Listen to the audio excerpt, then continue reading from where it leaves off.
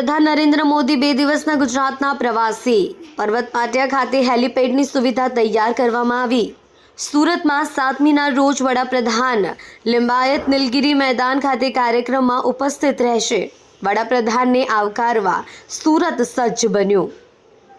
આગમનને લઈને તંત્ર દ્વારા તૈયારીઓ પૂરજોશમાં ચાલી રહી છે।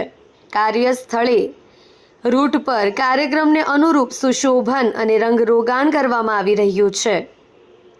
7 માર્ચે વડાપ્રધાન નરેન્દ્ર મોદી સુરતની મુલાકાત લેશે અને 8 માર્ચે તેઓ નવસારીમાં કાર્યક્રમમાં હાજરી આપશે। સુરતમાં લિંબાયત નીલગિરી ગ્રાઉન્ડ ખાતે તેઓ લાખો લોકોના સંબોધન માટે હાજર રહેશે।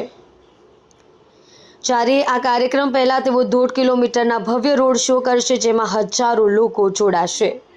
સુરક્ષા વ્યવસ્થાની જાણકારી મેળવવા ડીજીપી વિકાસ સહાય સુરત પહોંચ્યા હતા। તેઓએ કાર્યક્રમ સ્થળ, સ્ટેજ અને હેલીપેડની સુરક્ષા વ્યવસ્થા અંગે સમીક્ષા કરી હતી।